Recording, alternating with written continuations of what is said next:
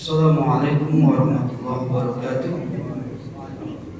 Alhamdulillah wa kafa, wassalatu wassalamu ala hadil nabil mustafa wa ala alihi wa ashabihi al-sidqi wal wafa. Asyhadu an la ilaha illallah al-malikul huda wa asyhadu anna Muhammadan abduhu wa rasuluhu mustafa. Rabbi ishrah li sadri wa yassir li amri wahlul 'uqdatam min lisani yafqahu qawli.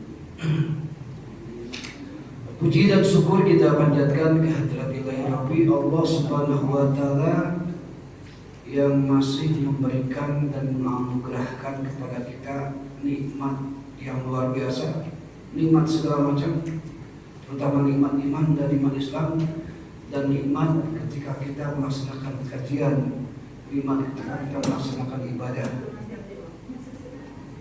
Salawat dan salam semoga limpahkan kepada junjungan kita Habibana wa Rasulana Sayyidina Muhammad Rasulullah SAW. Allahumma sholli ala sayyidina Muhammad wa ala ali sayyidina Muhammad. Hadirin kaum muslimin rahimakumullah, insyaallah malam ini kita akan membahas tentang hal-hal yang dimakruhkan dalam sholat. Semuanya ada 34.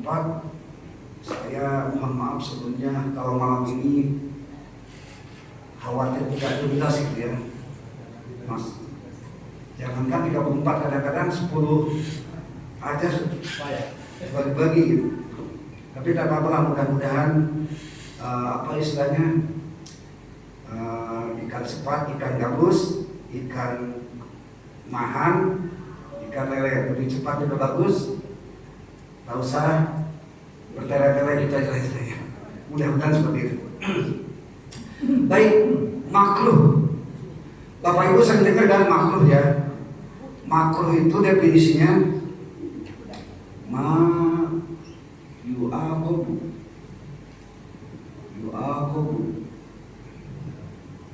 ma yu'aqabu ala fi'lihi wa yusabu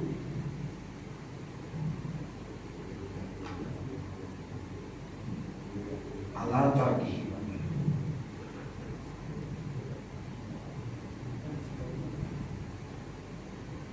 Ini definisi makruh menurut para ulama, terutama ulama di kalangan Syafi'iyah.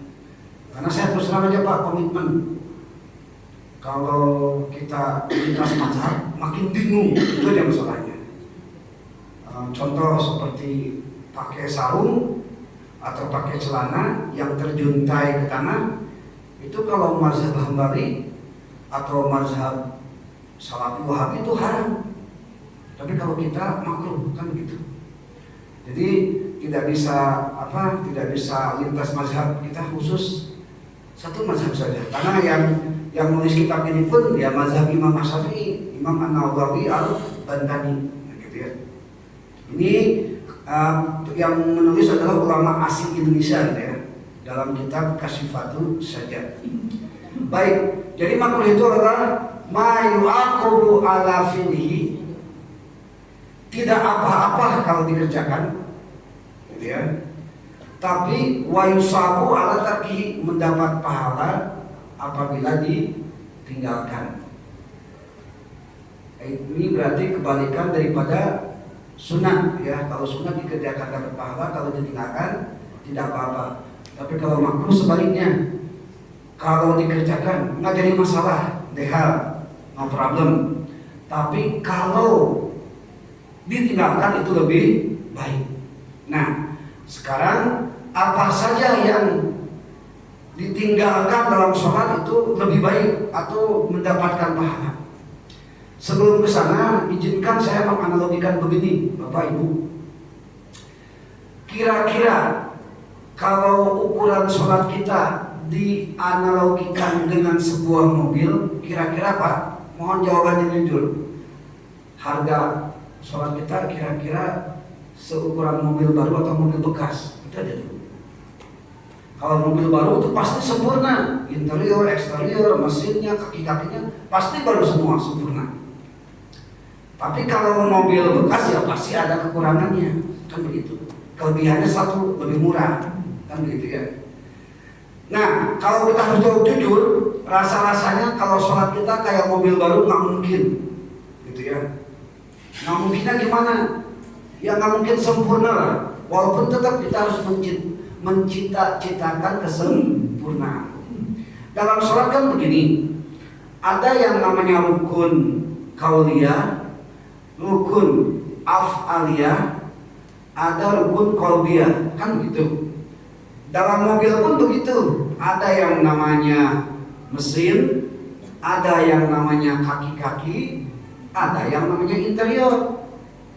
Kalau surat-surat gimana? Kalau dalam surat itu surat legalisasinya aqimus sholat dulu bisa kita aqimus sholat wa atuz zakat dan sebagainya.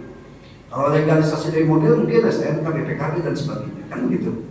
Nah, kauliyah kita banyak keliru nggak? Coba dalam Al-Fatihah banyak nggak keliru? Mahurnya hurufnya, panjang pendeknya. Dalam at-tahiyat gimana? Dalam salam gimana? Kan begitu. Afaliyah, rukunya gimana? Sujudnya gimana? Berdirinya gimana? Kan begitu. Qalbiyah, niatnya gimana? Satu aja cacat, harga turun, kan begitu. Demikian juga mobil. Kalau mobil baru nggak usah dibahas, pasti sempurna lah. Tapi kalau mobil bekas, ukuran sholat kita nggak apa-apa lah. Kita mengkaji diri dan menilai diri sholat kita seukuran mobil bekas, nggak apa-apa lah. Mau gimana lagi? Memang sholat kita begini. Jauh dengan para nabi, para rasul. Bu, Pak, gambaran Sayyidina Ali ketika tertusuk panah di punggungnya, itu tak berani mencabut karena sakit. Tapi beliau amanah sama sahabat yang lain, tolong cabut panah ini ketika aku lagi sholat. Saking khusyuknya sampai ketika dicabutnya panah itu tak terasa sakitnya. Kalau kita lain, gatal sedikit tuh sibuk, ada nyamuk sibuk lagi, macam-macam lah kalau kita. Apalagi kalau panah ya. Kalau panah mungkin bukan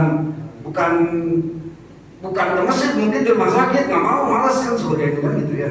Nah itu. Nah, jadi begitu. Kalau mesin bermasalah misalnya, injeksinya, karbunya, atau businya, atau headnya misalnya, kaki-kakinya bermasalah, shockbreakernya, absorbernya, perdaunnya, perkeongnya dan sebagainya, atau interior, eksteriornya bermasalah juga, pasti jatuh harga. Makin banyak masalah, makin jatuh harga. Kan gitu, kalau kita analogikan.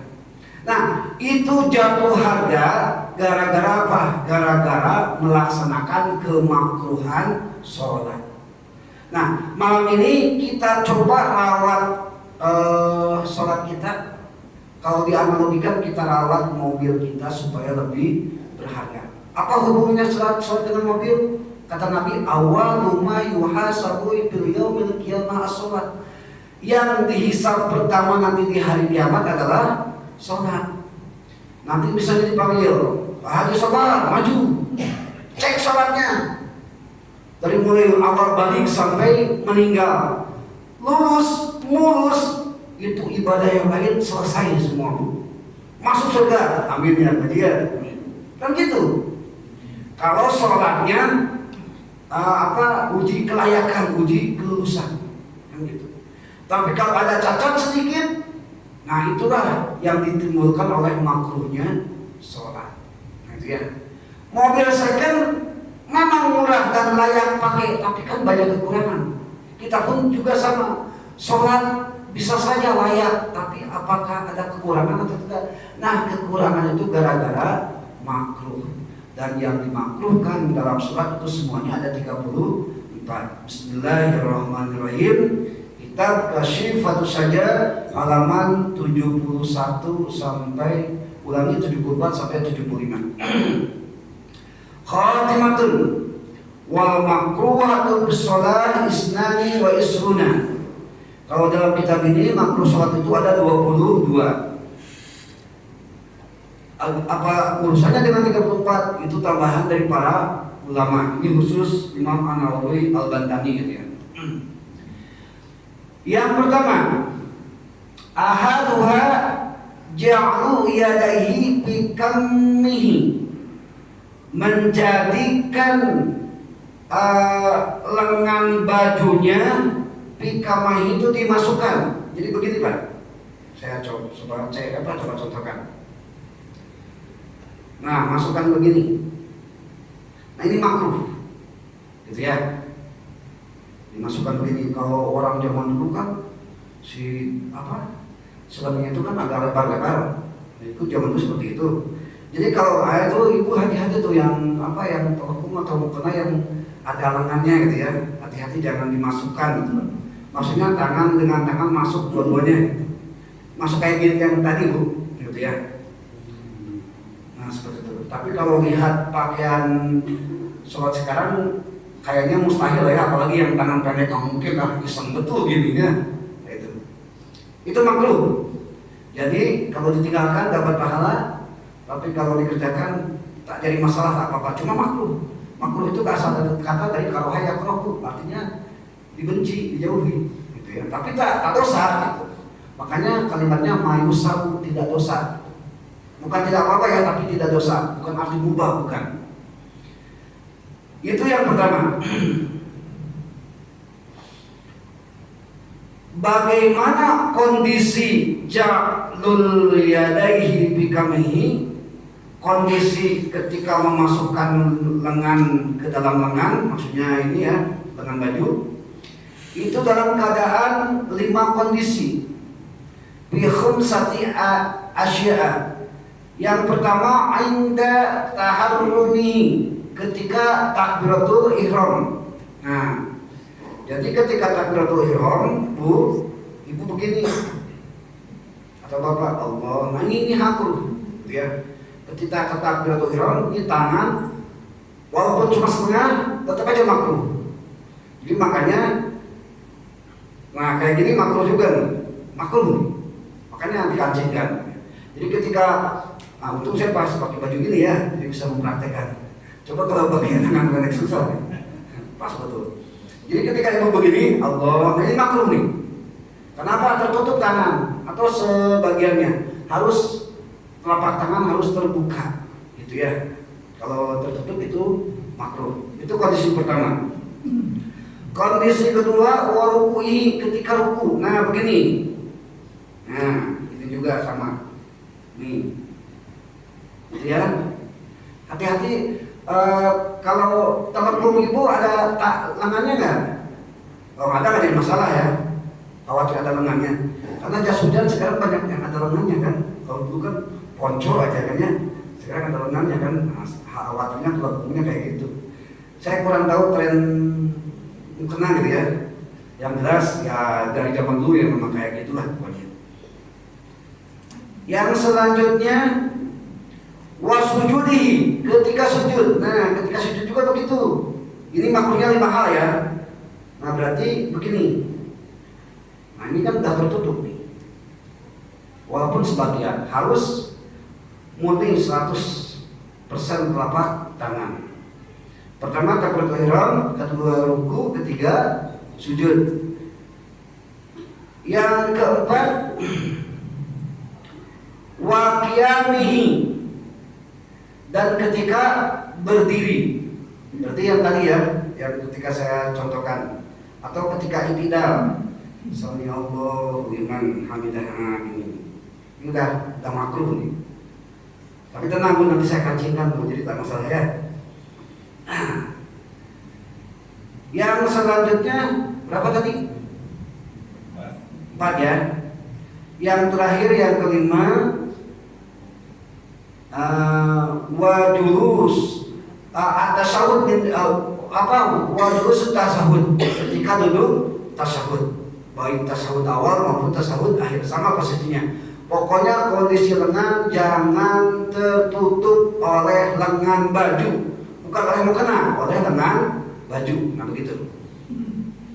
Nah itu baru makruh yang pertama tuh. Ini 34 loh. Nah itu masalahnya ya. Tapi terserah bapak ibu mau yang simpel atau mau yang terperinci, ya saya terserah aja lah.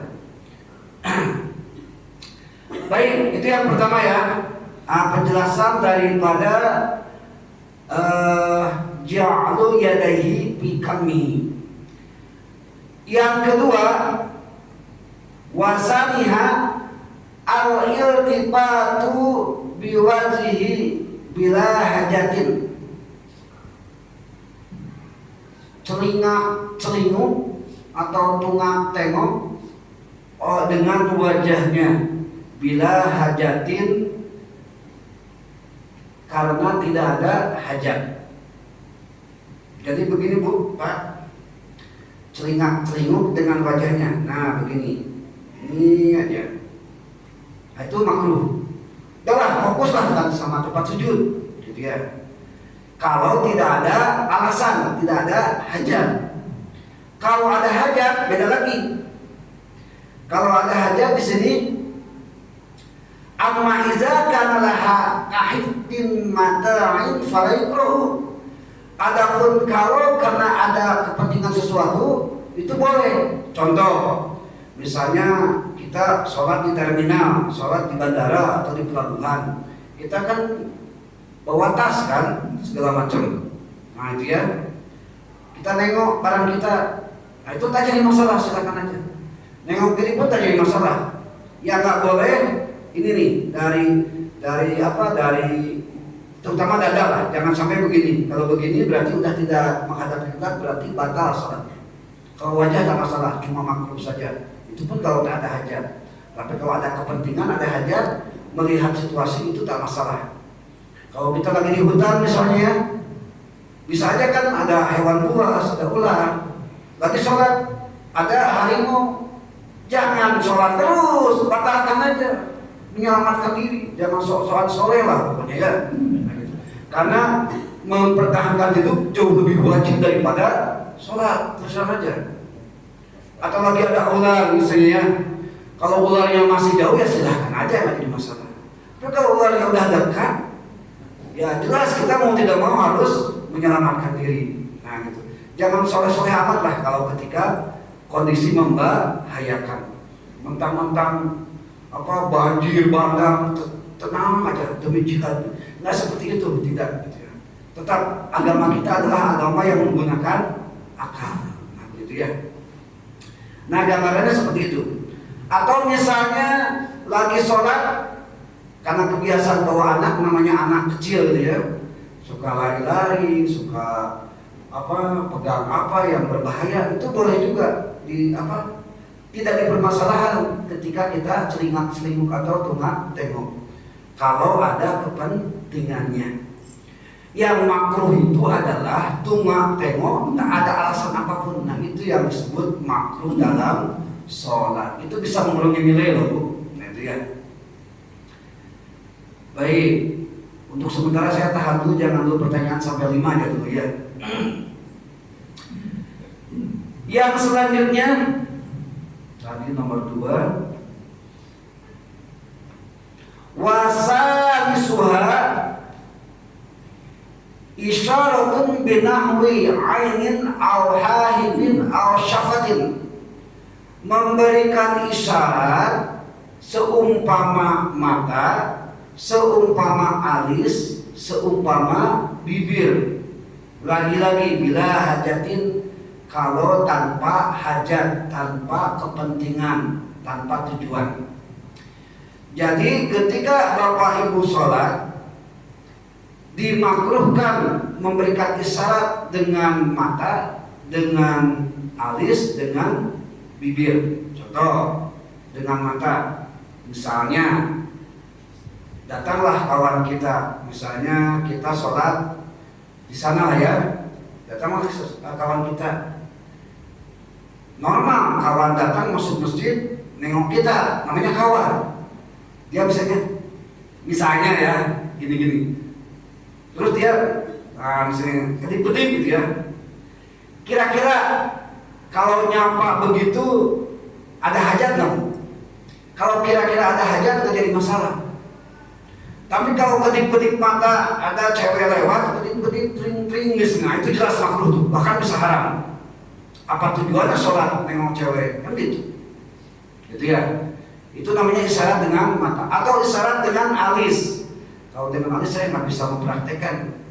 Cuma katanya alis kalau agak berdiri itu marah.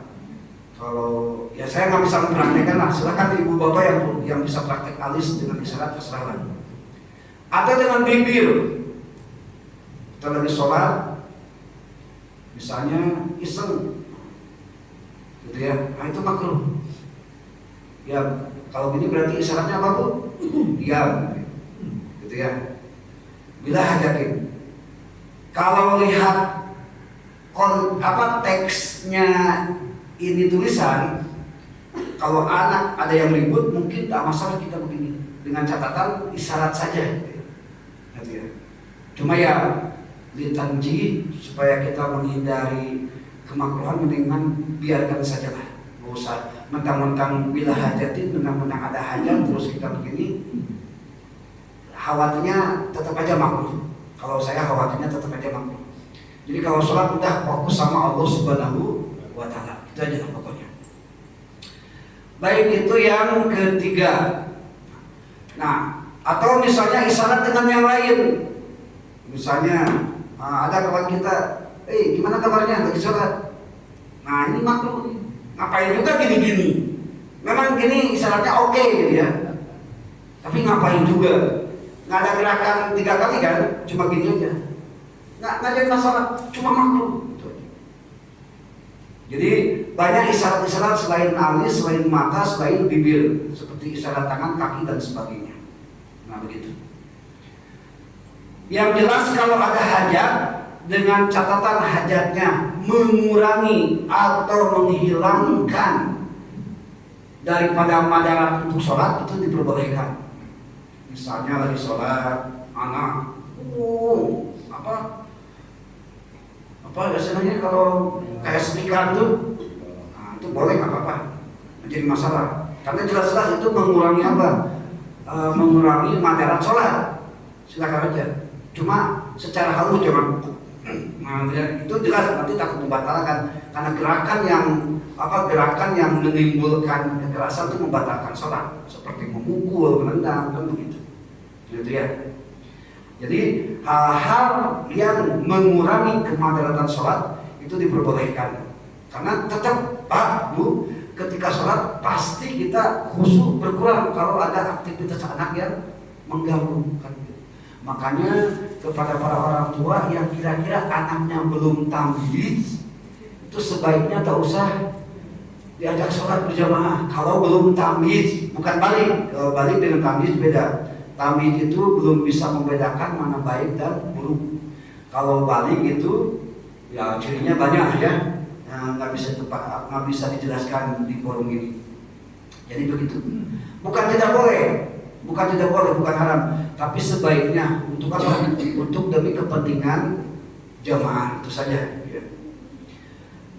Baik, yang keempat. Sebentar Pak. Warabiha jahru bimahali israrin,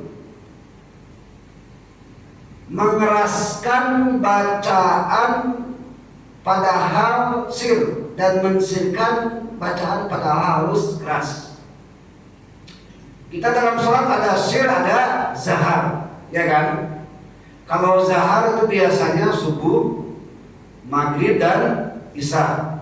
Kalau sir itu biasanya asar dan zuhur, gitu ya. Nah ini terbalik, zuhur dijaharkan, isya disirkan, itu makruh, gitu ya. Jadi bagaimana posisinya kalau demikian? Ketika sholat berjamaah, gitu ya, seorang imam ataupun makmum ketika sholat sir itu cukup ayusmi'a binafsihi, terdengar oleh diri sendiri.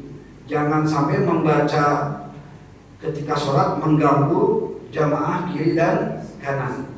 Atau saya mau tanya, kira-kira ada kawan sholat berjamaah kita, Bismillahirrahmanirrahim, Alhamdulillah, kira-kira keganggu nggak Pak kita? Nah keganggu kan? Nah itu makruh itu. Ya. Jadi gambarnya seperti itu. Jadi ayusnya binafsi, kira-kira terdengar oleh diri sendiri. Itu makruh yang keempat, mensirkan yang jahar, menjaharkan yang sir. Yang selanjutnya wa khamisuha ikhtisaru bi ayyaj'ala yadahu aw yadayhi ala hasurati malam yakun lihajatin fa'ilatin bi zanbihi. Yang kelima adalah bertolak pinggang. Nah, begini Pak, bertolak pinggang ya, baik kanan saja atau kiri saja, itu makruh. Jadi ketika sholat Allahu Akbar, Bapak Ibu boleh begini, boleh begini, boleh begini, boleh begini.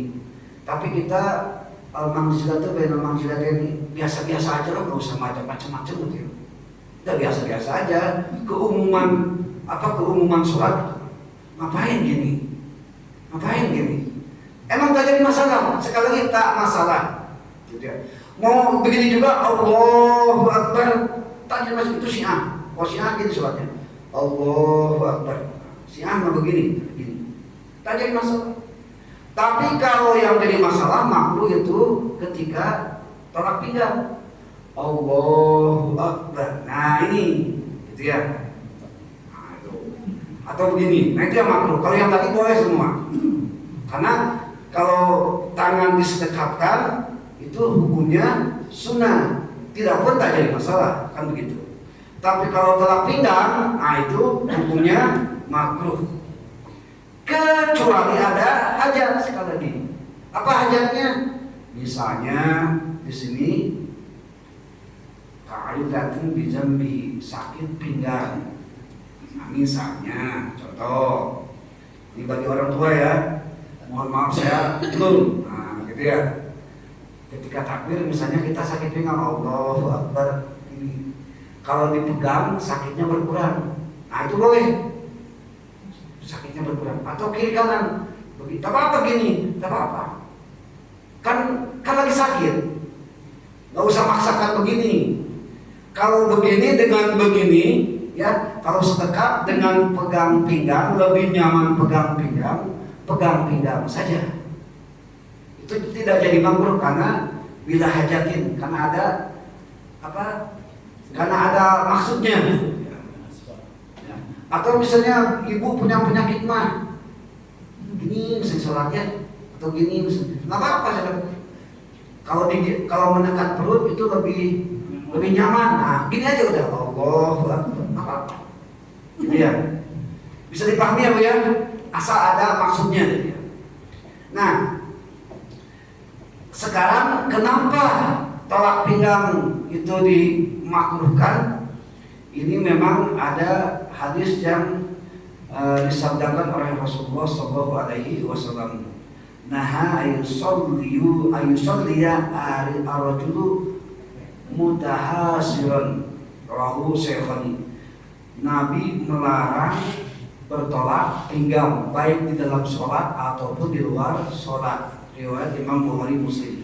Jadi ternyata larangannya itu bukan di dalam sholat saja, di luar sholat pun nggak boleh begini. Kalau begini apa kira-kira kesannya? Sombong kan? Nah, atau kalau gini pasti ininya nunjuk-nunjuk marah-marah, gitu kan? Nah itu dilarang seperti itu. Ini arogan gitu kan? Sikap arogan kan seperti ini. Nah adalah orang apa? Nah ada orang yang rendah hati, nggak mungkin begini, nggak mungkin lah. Biasanya begini atau agak mundur dan sebagainya. Nah bahkan kata beberapa ulama itu pertama tolak pinggang itu kebiasaan orang kafir. Maka mamuka syabawi kaumin bahwa kita nggak boleh menyerupainya. Yang kedua kebiasaan orang takabur. Takabbaru ya takabbaru. Takabur itu artinya merasa besar, merasa tinggi, merasa aku paling baik, merasa aku paling pintar. Itulah takabur namanya. Yang ketiga itu kebiasaan iblis ketika diusir dari surga. Jadi iblis ketika diusir dari surga itu bersungut-sungut sambil tolak pinggang. Memang si Adam memang kayak gitulah pokoknya. Jadi di dalam sholat maupun di luar sholat kita kata Nabi dilarang untuk bertolak pinggang. Ya, berarti dalam sholat kalau tolak imam bukan makruh lagi, tapi makruhnya makruh litahrim, makruh yang cenderung haram. Nah, gitu. Baru sampai 5, barangkali ada yang ditanyakan, silakan Bapak Ibu. Kalau tanda kita lanjut nih. Lanjut ya. Oke, yang selanjutnya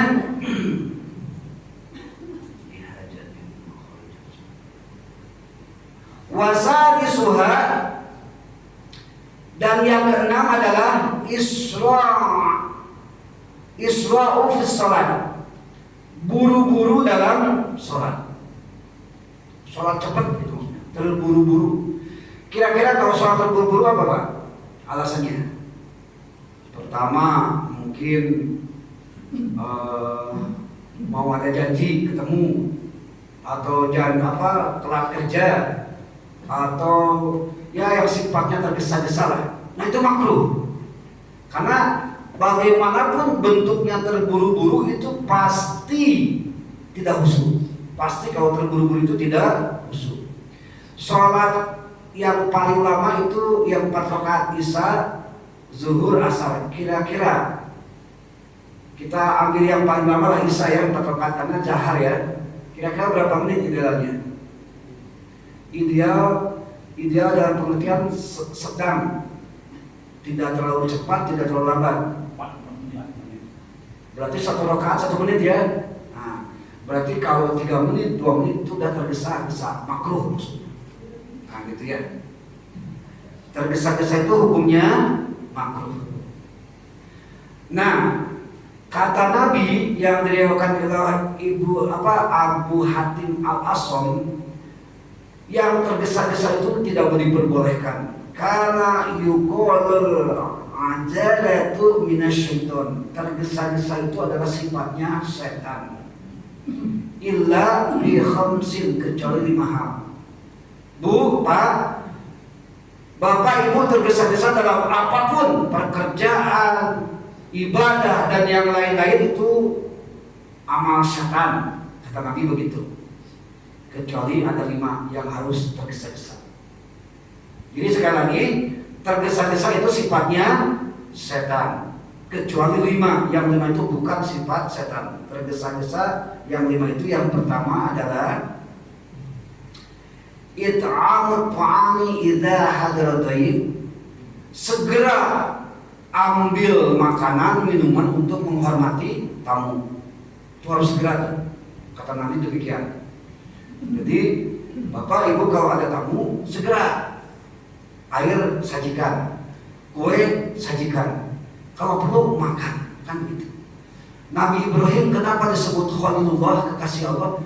Gara-garanya salah satunya adalah ketika Nabi Ibrahim sedang tidur tengah malam, ada tamu untuk pintu dan dibuka, ternyata sahabat beliau masuk. Seketika itu Nabi Ibrahim pergi ke belakang,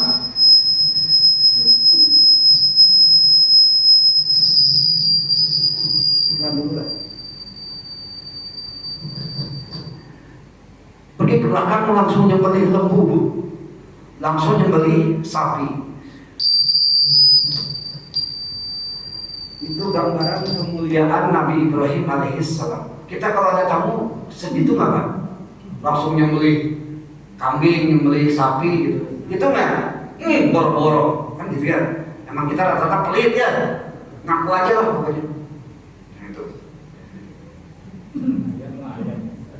Jarang juga ada tamu langsung begitu kan? Jarang lah. Rata-rata air kosong. Ya. Tidak apa-apa lah gitu. Memang jauh lah derajat kita dengan Nabi Ibrahim alaihissalam, jauh sekali itu ya.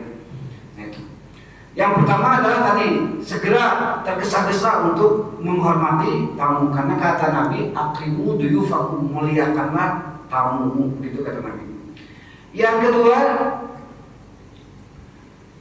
wa tazhijul mayyit idza mata, dan segera urus mayit. Idza mata kalau meninggal ya pastilah, kalau mayit sudah meninggal. Apa yang harus diurus? Segera mandikan, segera kafani, segera sholatkan, segera kuburkan. Itu memang ketentuan dalam agama kita seperti itu. Segera, nggak usah ditunda-tunda. Beda dengan agama lain, ada yang 2 hari, 3 hari, sampai nunggu, macam-macam lah pokoknya. Nah itu, kata Nabi, segera. Kalau udah ada yang meninggal, segera mandikan, kafankan, sholatkan, dan kuburkan. Yang ketiga, watazwijul bikri idza adrakat. Segera nikahkan anak gadismu kalau udah ada jodohnya. Kalau udah ada jodohnya. Kalau belum ada jodoh jangan dipaksa lah. Apalagi zaman sekarang, kira-kira menjaminkah anak gadis kita disentuh atau apa, kan pergaulan bebas dan segala macamnya. Kata Nabi, kalau udah punya anak perawan, cepat nikahkan. Idza adrakat, kalau ada jodohnya. Kalau tak ada jodohnya mau dinikahkan sama siapa? Makanya hadisnya idza adrakat, kalau ada jodohnya. Yang selanjutnya adalah wa qada'ud dain, lunasi hutangmu idza wajaba, apabila jatuh tempo. Kau punya hutang segera bayar, gitu maksudnya. Nabi begitu. Yang punya hutang disinggung tuh ya, nggak tahu siapa. Kalau udah jatuh tempo segera bayar, itu perintah daripada Rasulullah SAW. Yang berapa sekarang? Yang kelima, wa taubatu minadz dzambi idza zanaba, dan segera bertobat ketika berdosa. Jangan dinanti-nantikan, segera bertobat aja. Dosa tobat, nggak jadi masalah. Jangan sampai punya pikiran gini, ngapain tobat nanti juga dosa lagi, mendingan sekalian tobat. Iya kalau ada usia, ada umur, gimana kalau mati, kan gitu. Ada logika kayak gitu. Punya mobil kotor, nantilah dicuci nanti juga kotor lagi.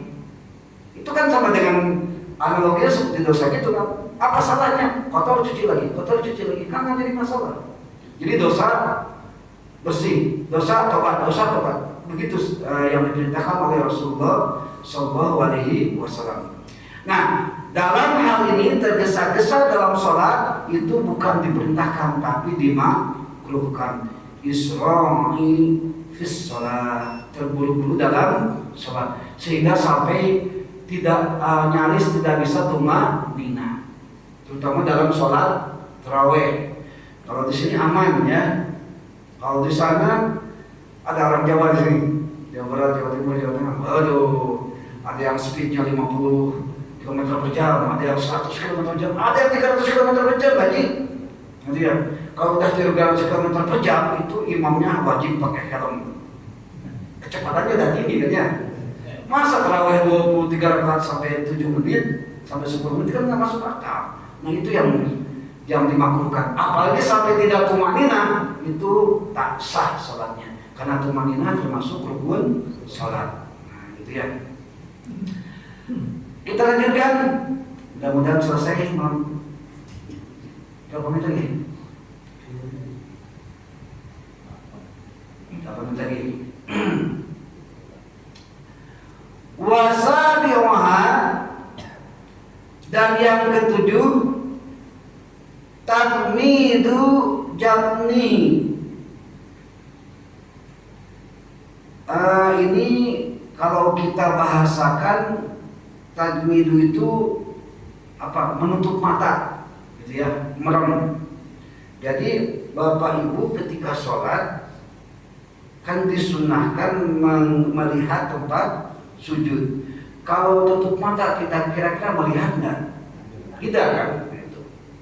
Jadi kalau Bapak Ibu misalnya sholat terus tutup mata, nah itu hukumnya makruh.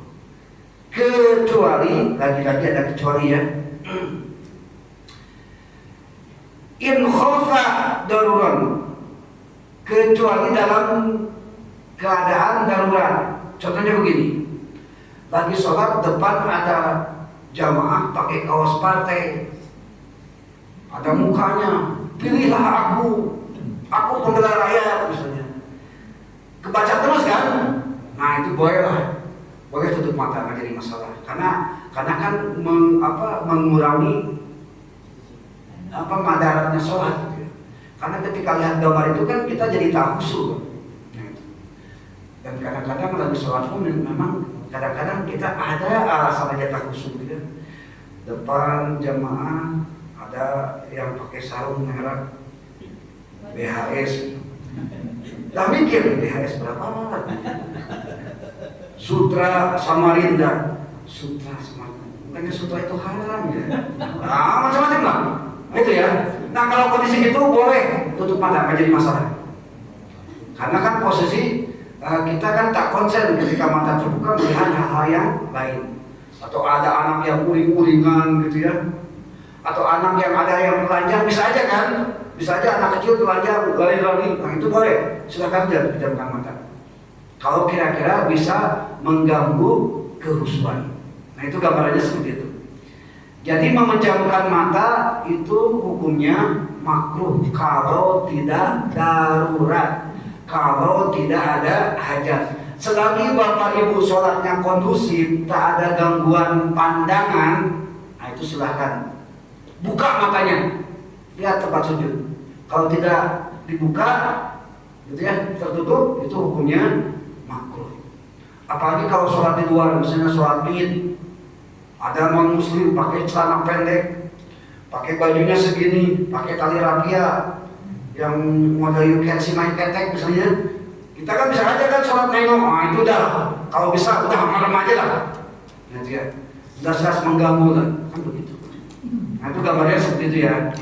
Jadi kalau tidak darurat itu makruh, tapi kalau darurat itu tidak jadi masalah. Bahkan kewaspadaan ketika kita sholat di hutan, sholat di tempat musibah itu memang kalau bisa jangan kalau bisa jangan menutup mata, itu wajib dibuka, wajib bahkan, karena kita antisipasi daripada bahaya kan seperti itu. Itu yang ketujuh. Wasaminuha, dan yang kedelapan irsaqi aghadhaihi bizambihi, merapatkan jari. Nah, ini ya, merapatkan jari. Fi ruku'ihi wa sujudihi, dalam ruku dan sujud. Ini kasih patuh saja 74 baris ketiga dari bawah ya. Jadi makruh merapatkan jari ketika sujud dan ruku. Jadi begini Bu, kalau bapak ibu ketika ruku itu jelas makruh ya. Kalau begini makruh, kelihatan Bu. Kalau begini makruh nih, jarinya dirapat. Jadi begini posisinya, mencengkram lutut, gitu ya. Kurang ke depan. Nah, mencengkram lutut nih. Kalau begini makruh, gitu ya. Kalau yang begini sunnah. Itu di ruku. Di sujud, nah ini ya, agak beda di sujud. Di sujud kalau ibu bapak sudah biasa rapat dan nyaman, itu tak masalah. Ingat ya, sudah biasa rapat dan nyaman, adatul muhkamatun, itu nggak jadi masalah. Tapi kalau sengaja ibu misalnya rapat begini, gitu ya, tidak ada maksud apa-apa, nah itu makruh. Jadi renggangkan aja walaupun sedikit. Jadi ini makruh ya. Di sana merapatkan jari-jari tangan ketika ruku dan sujud, gitu ya. Kalau itu tidak ada alasan. Nah,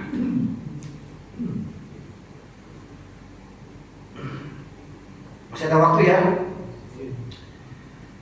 Itu yang ke berapa tadi? 8. Watasi'uha, dan yang ke-9 as-saqu batnihi bifakhdaihi fi ruku wa sujud, merapatkan perut dan pahanya ketika ruku dan sujud. Ini khusus laki-laki ya, merapatkan paha, ulangi, merapatkan perut dan paha ketika sujud. Masih terus boleh contoh. Kecuali mungkin yang buncit itu ya itu masih dimaklumi lah ya. Mau dikempesin gimana? Silakan sujud. Ini sujud normal ya. Batasannya anak kambing bisa lolos sah sujudnya. Nah yang tak boleh ini dengan perut tolong rapat. Ini dengan, nah ini rapat ini. Ya jadi perut dengan paha itu makruh kalau rapat khusus laki-laki ya. Nah, itu. Ini yang dimakruhkan dalam sholat. Ulang lagi, perut dan paha. Bagaimana kalau normal lagi sujudnya? Ini misalnya normal seperti ini kan batasannya ini nih, ada terowongan yang anak kambing bisa masuk. Gimana kalau buncitnya super buncit sehingga perutnya nempel ke paha, itu tak masalah karena bukan kehendak dia ya, gitu ya. Itu yang membedakan. Kebetulan ini tak buncit jadi tak masalah. Alhamdulillah selesai. Terima kasih. Nah itu yang dimakruhkan. Kalau ibu sebaliknya memang harus rapat, gitu ya. Tangan rapat, paha juga rapat. Pokoknya sholat, posisi sholat perempuan itu kebalikan daripada laki-laki. Itu aja intinya. Baik, yang selanjutnya wa ashiruha, dan yang ke-10 iq'a'ul kalbi, yaitu duduk seperti anjing.